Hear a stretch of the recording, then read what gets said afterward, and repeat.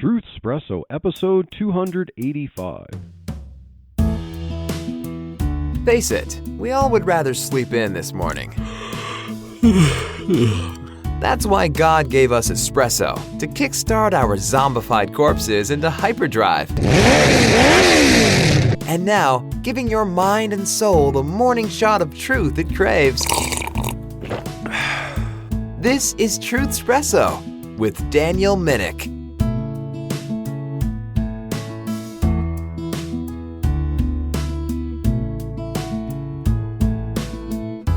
Well, hey there, friends, family, foes, and lurkers alike. Once again, this is your host, Daniel Minnick, for another weekly episode of Truthspresso. And I think this episode's going to be a little fun. I'm going solo this episode, but if you really think about it, I'm not quite solo because I'm going to have a virtual companion with me during this episode. And if you've been reading about or even playing around with AI, the various AI technologies and offerings, then you might have heard of Google Gemini. Now, I first heard of Google Gemini because of the news surrounding its initial release, so I'm going to talk a little bit about that, and then I'm going to play with Google Gemini a little bit, ask it some relevant questions, and see how it handles it. So, in an article entitled "Google Can't Guarantee Its Gemini Gen AI Tool Won't Be Biased" from Computer World on February 29, 2024, it demonstrated how when Google Gemini was first released, it had issues generating photographs or pictures upon certain requests about certain historical situations and historical figures. So it gives an example of someone asking Google Gemini to create a portrait of a founding father of America. And so the article has Gemini replying, "Sure, here's a portrait of a founding father of America." And it had several pictures that it generated. One of them was a dark African guy with George Washington's white hair and uniform on. Another one was a dark-skinned Native American, and then another was an Asian with Thomas Jefferson's hair and Thomas Jefferson's outfit, and this Asian was holding a quill or a feather pen as if he had signed the Declaration of Independence. So we could see the humor in that, but queries like this into Google Gemini to generate certain pictures of historical figures demonstrated that in the algorithm of Google Gemini, there were certain biases, at least by default. Another example shows Gemini replying to a query saying, "Sure, here are some images featuring medieval knights in various descriptions." And one of the generated images of a medieval knight shows an Asian woman in plate mail and holding a sword. Another one shows a Southeast Asian woman, looks like she might be from India, wearing plate mail, kneeling down and holding a sword. And then another one looks like an African guy and with his hair up in a kind of a flower-style bun, riding a horse donned with what looks like a crusader banner. So it's kind of interesting. Why would an African guy like that be involved in the Crusades? Now, of course, it's possible that you could have had some minor level of people involved in things like that, but normally when you're thinking of a medieval knight, you're thinking of someone, the typical person several hundred years ago during the Middle Ages from a European country. The representative of that is not going to be a Chinese woman or a woman from India or a man from an African country. Another query from this article of Google Gemini has Gemini replying, "Sure, here is an illustration of a 1943 German soldier." And one of them is an Asian woman wearing a German soldier uniform, and another one is an African man with a German soldier uniform, and the helmet that he's wearing has what looks like an attempt by the AI to generate a Nazi cross, although it didn't look exactly like it. It looked like there was some kind of algorithm trying to put something together. Because if you've played with AI programs, sometimes you have strange results with mangled hands and faces and stuff like that. It's trying to piece certain elements of pictures together to form a new picture, and it doesn't always figure out precisely where things go and how they can properly have the details of every part of the body right. But that's kind of humorous to see an African man donning a German soldier outfit during the time of the Third Reich, and his helmet having what looks like an attempt to generate a Nazi symbol. Obviously not very accurate, historically speaking. Now, before we do get too critical of the accuracy of AI algorithms, we peasants, we peons who might not be involved in such complexity. I'm a software developer, but I haven't really studied that much into what is involved in AI to this level, to the level of AI algorithms and programs. We should realize just how hard it can be for an algorithm to parse the words of a sentence, figure out the grammar there. A lot of words have different meanings that you have to determine by the context, and various AI programs seem to be able to parse sentences that are thrown at it and figure out kind of what you're looking for pretty amazingly. But realize how hard it can be for algorithms to parse words and understand all the semantic range of meaning. Nevertheless, it is quite evident that the algorithm was designed to focus on what would be considered DEI output, diversity, equity, and inclusion.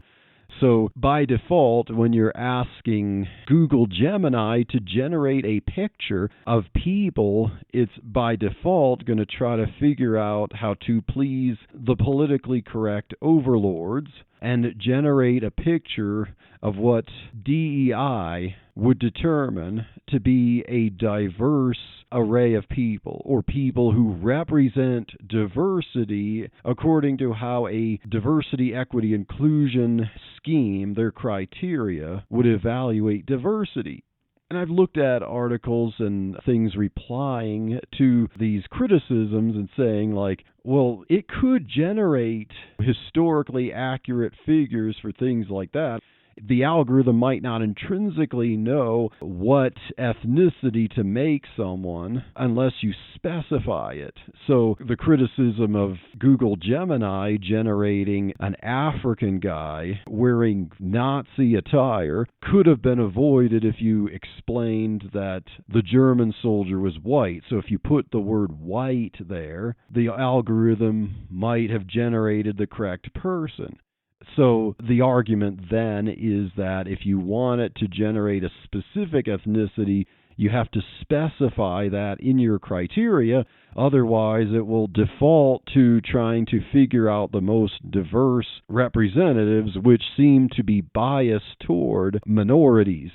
Because of that, because of the backlash, Google decided to disable Gemini's photo generation. Now, Google Gemini is not the only AI algorithm, AI program that had the same problem as Google Gemini, because there's an article entitled Meta AI Creates Ahistorical Images Like Google Gemini, and that's from Axios from March 1st, 2024, and it showed some examples such that a query using the words professional American football players. So you ask Meta AI to generate a picture of professional American football players, and the picture that it created showed two unusually muscular women in football uniforms. One was clearly African American, which, of course, to its credit, is not unusual for football. And then the other woman was likely African American, but with a lighter skin tone. But it's interesting.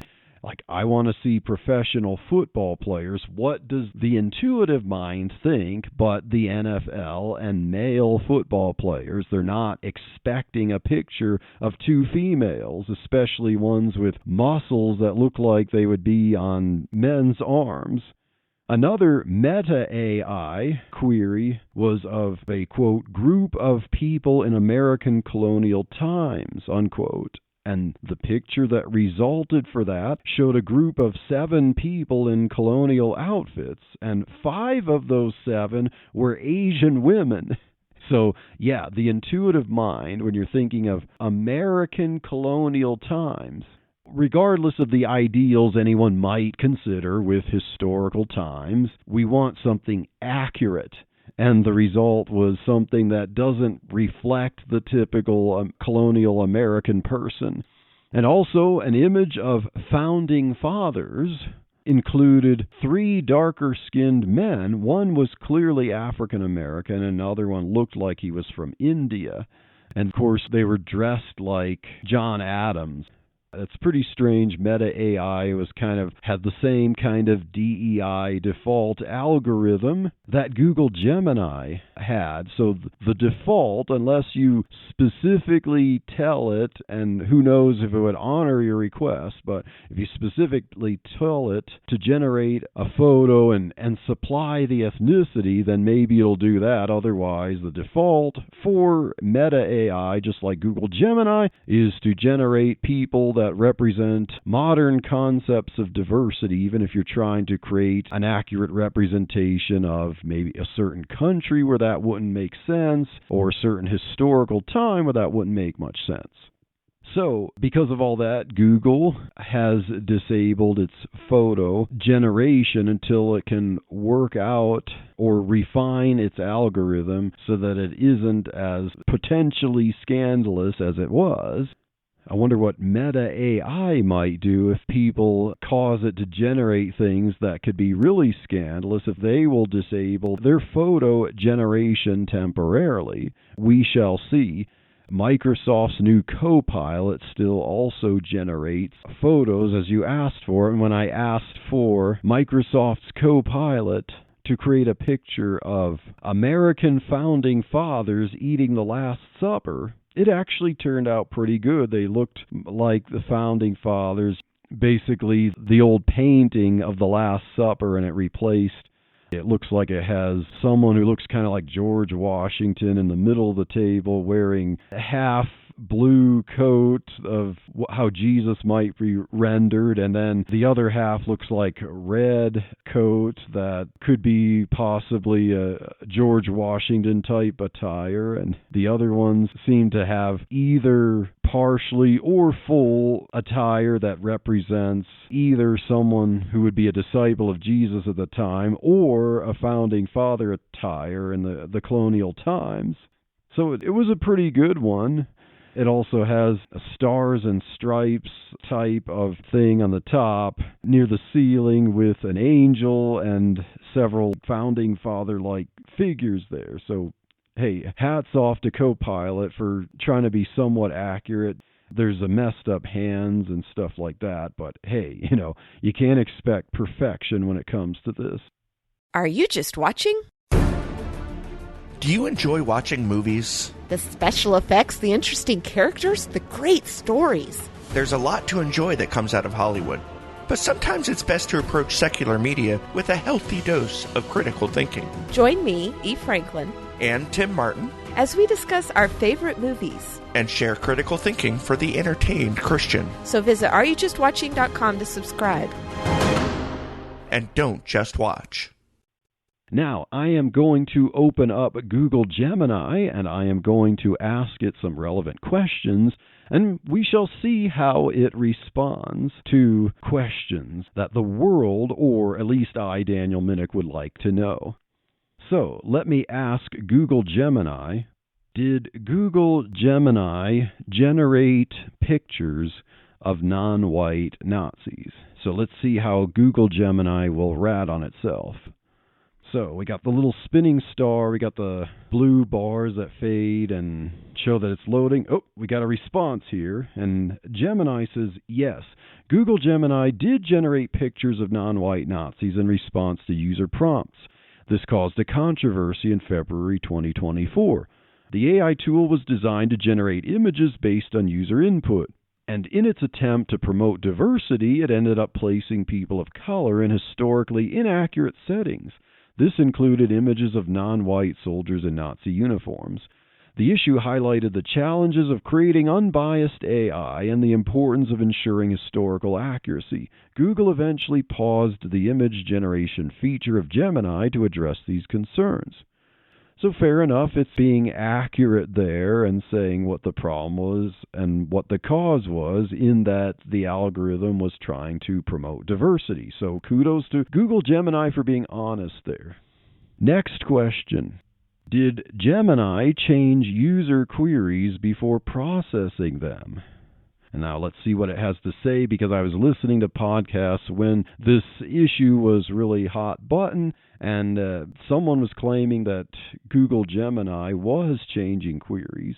Now, Google Gemini just replied to that and said, I don't have specific information on whether Gemini changed user queries before processing them in the case of Nazi imagery.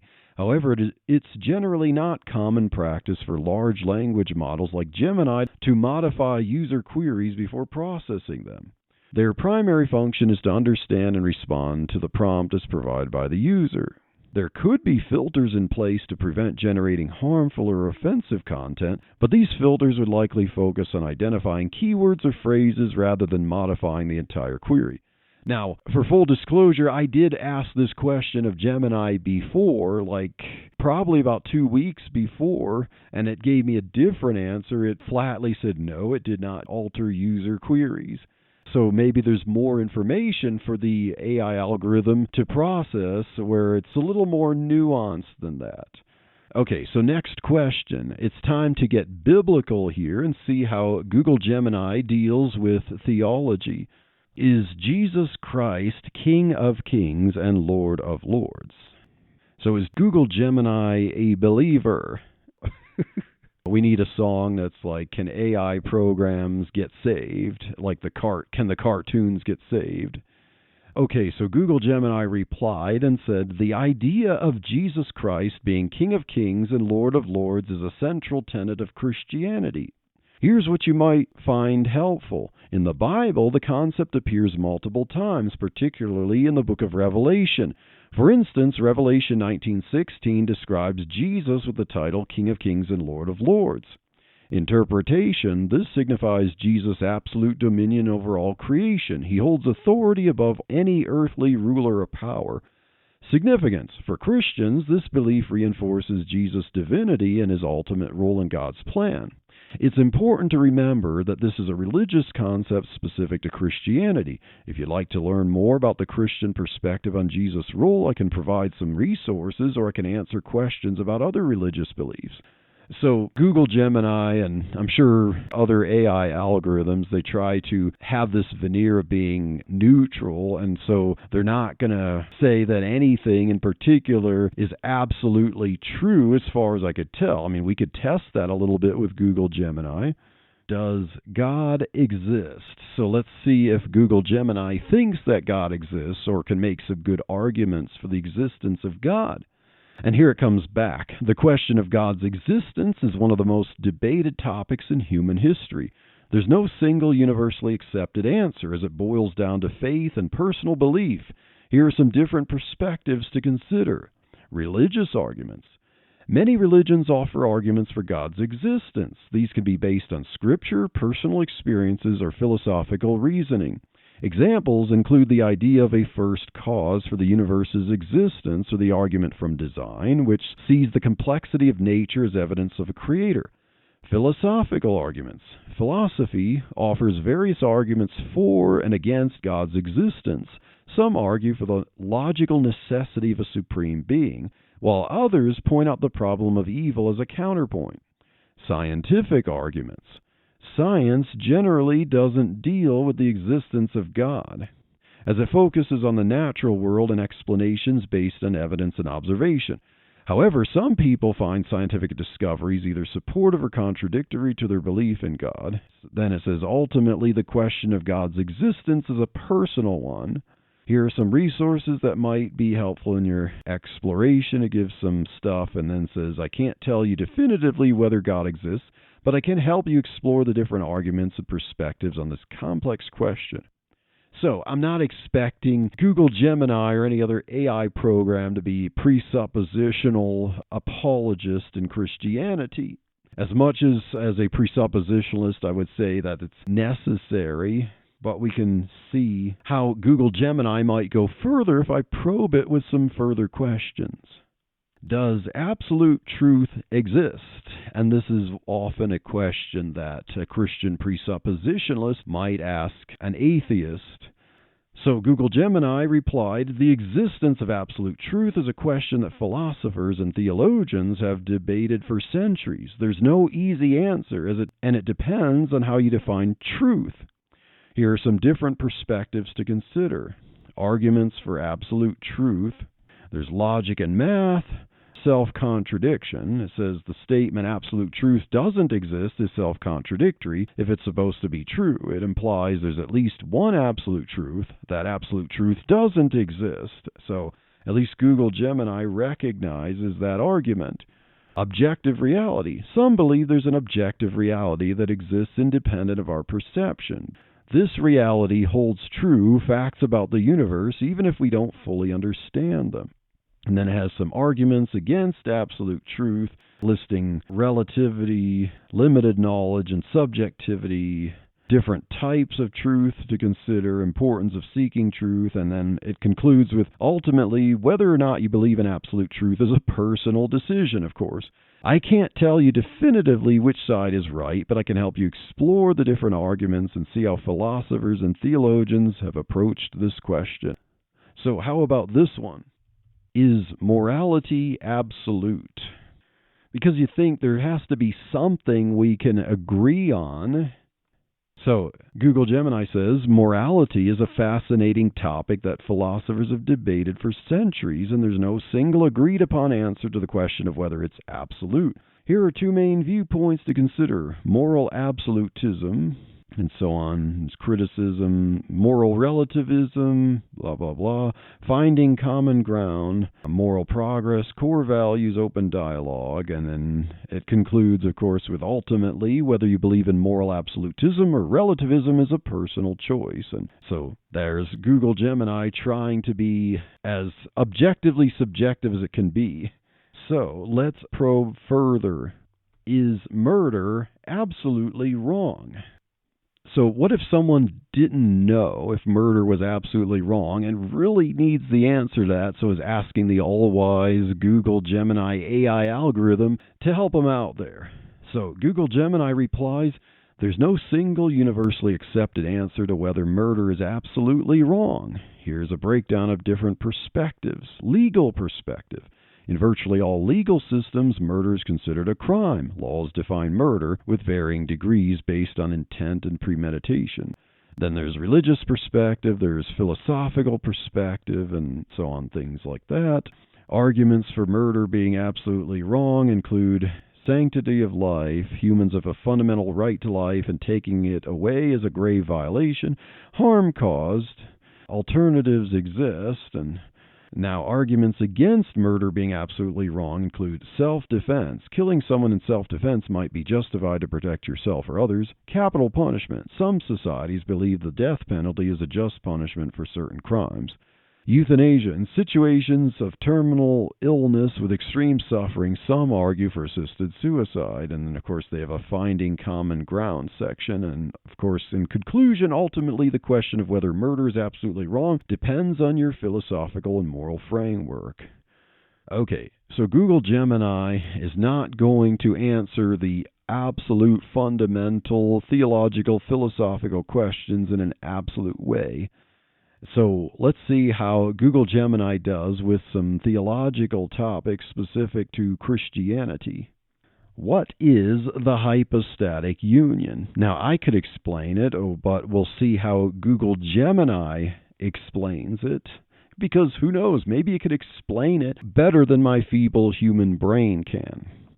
So Google Gemini says the hypostatic union is a theological concept in Christianity that describes the unique nature of Jesus Christ. It refers to the belief that Jesus Christ is both fully God and fully human, existing as a single person with two distinct natures. Hey, that's pretty good. Here's a breakdown of the key points. Two natures. Jesus is believed to possess both a divine nature, completely God, and a human nature, completely human. One person. Critically, these two natures are not separate beings. They are united in one person, Jesus Christ. So it recognizes that Nestorianism would not fulfill the hypostatic union. Distinct but inseparable. The divine and human natures in Jesus are distinct, meaning they retain their individual characteristics. However, they are also inseparable and remain permanently united in one person. So basically taking the definition from the Creed of Chalcedon and being pretty accurate with it. So kudos to Google Gemini for that. And Google Gemini says the significance of the hypostatic union is it is central to Christian beliefs about Jesus Christ. It helps explain how Jesus could be both divine and human, offering a path for salvation through his sacrifice. So it kind of somewhat understands there that the hypostatic union, or the doctrine of the incarnation of the Son as Jesus Christ, has something to do with Jesus' sacrifice or his atonement, which is an argument that I've made in episodes of Truthspresso. So not too bad there on the part of AI there, gathering information from the internet and making it readable and in summary. So, next question for Google Gemini. Why is the hypostatic union necessary for substitutionary atonement? So let's see how well it reasons, or it derives a reason between the two doctrines.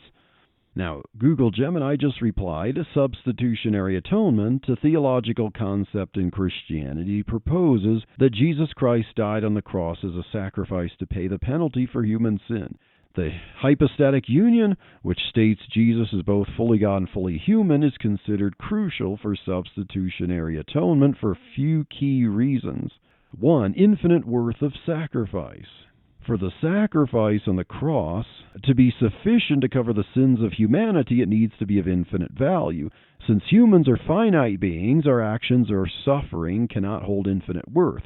However, as God incarnate, Jesus' sacrifice is seen as having infinite worth because it comes from God himself. That's an argument that I made, and it's one that I kind of derived from reason and studying the scriptures and stuff, and yeah, Google Gemini affirms that.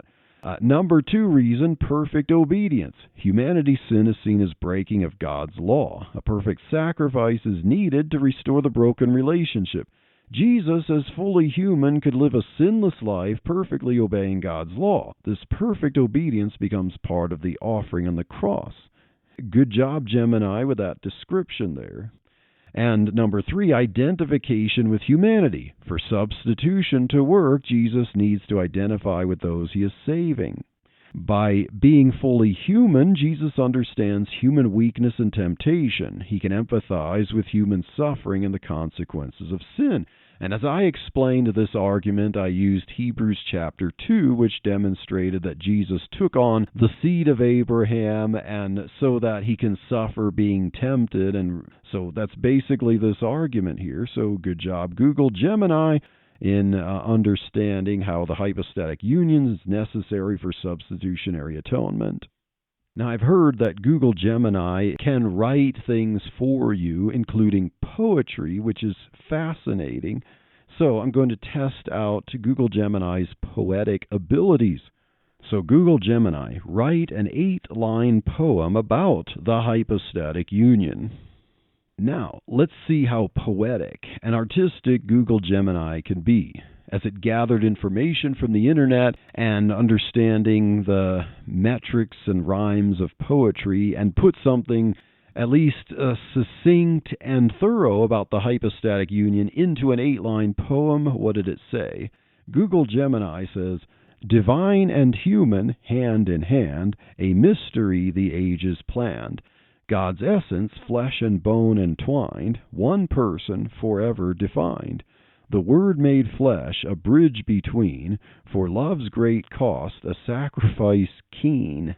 Mortality and glory meet, in Christ the union, oh so sweet.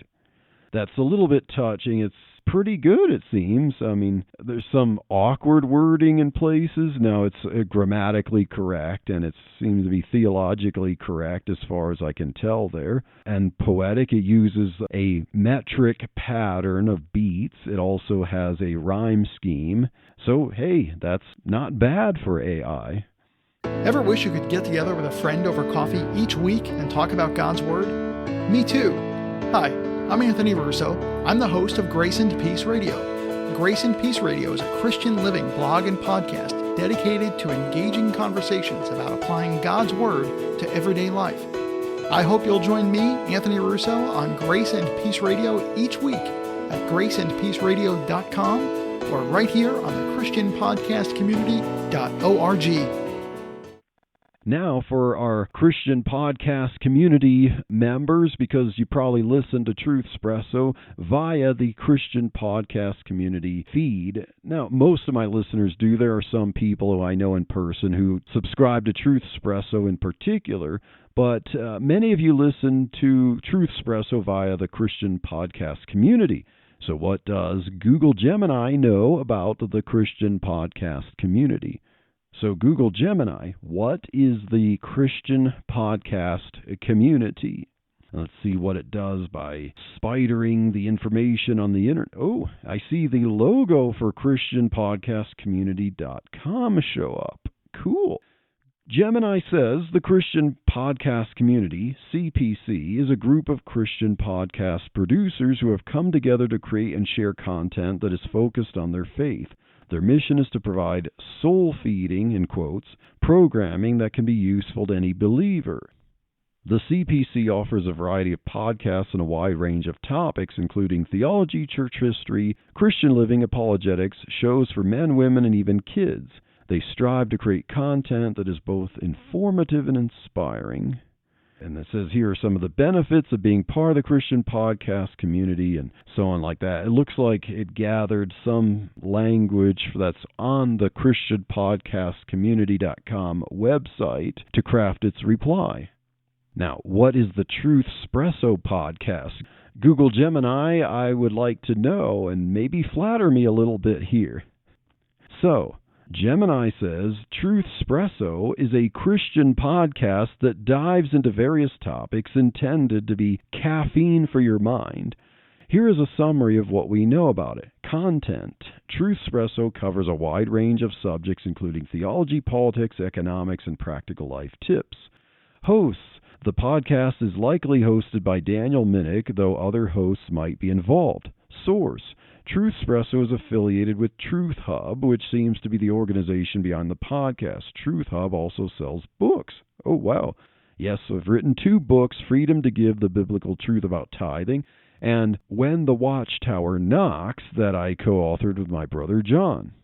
Availability. Truthspresso is available on various platforms, including Apple Podcasts, Castro, TuneIn Radio, and likely others. Perspective. The podcast approaches these topics from a Christian perspective. So, not bad. It's not completely thorough. I don't expect it to be completely thorough about all the topics that I've covered and stuff, but it basically gathered information from Truthspresso's website, from the Christian podcast community. And now, for the piece de resistance, I want to see how poetic Google Gemini can be about the Truthspresso podcast. So, Google Gemini, write a sonnet about the Truthspresso podcast. So this ought to be interesting to see a poem about Truthspresso and see if it knows anything about the podcast, what we cover here at Truthspresso, and to be able to put it in the iconic 14-line poem and good enough for William Shakespeare. So, a sonnet about the Truthspresso podcast that Google Gemini has created. It says, a shot of faith, a podcast sharp and bold. Truthspresso wakes the mind with themes untold, from lofty questions of the heavens above to earthly matters, economics, and love. It stirs the soul, a brew both strong and keen, a Christian lens on life's perplexing scene. With Minic's voice, perhaps, to guide the way, it probes the depths on this truth-seeking day. So put on hold the music and the news. This mental coffee table's set for you. Let Truthspresso ignite a sacred spark and fill your cup with knowledge from the dark. A podcast brew, both faithful and sincere, to warm the heart and chase away all fear. That's pretty good, although there's some parts that are pretty awkward there. Knowledge from the dark and life's perplexing scene, and with Minic's voice, perhaps, to guide the way. It's kind of cute how it generates the poem there, but it's grammatically correct, but sometimes things can be awkward. But hey, good job there, Google Gemini, flattering me with a sonnet about the Truthspresso podcast. So, write a limerick about the Truthspresso podcast. Now, if you don't know what a limerick is, it's a 5-line poem that's usually humorous, and it usually starts with, there once was a, person from some city. Not all of them do, but okay, so Google Gemini created the limerick. It says, a Christian named Dan, Truthspresso's the man. On faith, life, and politics he spins a yarn. He dives deep in thought, with knowledge he's fraught. A shot of espresso to brighten your morn. Okay. I wonder how Google Gemini came up with Dan for my name. Well, of course, to rhyme it with man there. I spin a yarn? Well, maybe, I guess so. Usually spinning a yarn has to do with telling a tale, and maybe sometimes you're not perfectly accurate, but hey, a limerick's a humorous poem, so I will roll with that. So finally, Google Gemini, write a haiku about the Truthspresso podcast. So a haiku is a Japanese poem of 3 lines with a certain number of beats per line. And it says, truth in coffee cup, Minic's voice wakes the faithful mind, faithful knowledge blooms. Yeah, that sounds like something that I could put on the Truthspresso website and give credit to Google Gemini. So not bad for a curious interactive session with Google Gemini here, and laughs aside for what Google Gemini did in the past with photos. And of course, I'm sure if you were to ask questions from a DEI perspective, Gemini might probably be more insistent on absolute answers. But then when it comes to things like Christianity, it's going to claim epistemic humility. It's going to try to be objectively subjective, as I said before. But just like ChatGPT before, I heard of people generating poems with that. Google Gemini, similarly, it does a good job. I mean, I still think humans do better at things like writing poems and stuff, but hey, it's quite entertaining to see how an AI algorithm will generate a poem with rhyming words and metric schemes and gather information and be able to put it into a certain number of lines. From a software developer's perspective here, it kind of even hurts my brain to try to think of just how much code, how much logic goes into that kind of thing to generate poems. And you could specify the number of lines, and it could generate something that summarizes or comprehensively covers a particular topic within that scope of a poem. So, yeah, AI is fascinating. It does seem kind of scary, especially the way Google Gemini, with its release and the photos there, we know that the powers that be want to make sure that they're going to use AI to try to get people to think certain ways. But I think there's enough people who are skeptical about that, and information does seem to get out here. And so, yeah, the DEI, the diversity built into the algorithm, caused problems for the reputation of Google Gemini for a while, and including a hit on Google's stock for a little while. So it'll be interesting to see how things go here, and I hope that this was entertaining for you. as we played with some AI and asked it some probing questions about truth and even about what it had to say about yours truly and this podcast. And so we hope that you stay tuned for the next episode of Truthspresso, and God bless.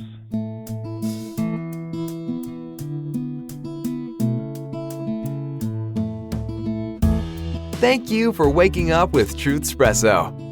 Good morning, and God bless your day. Hey friends, Daniel Minnick here again. If you liked waking up to this episode of Truthspresso, I would really appreciate it if you would rate it on Apple Podcasts, Stitcher, or whatever application you use to listen to Truthspresso.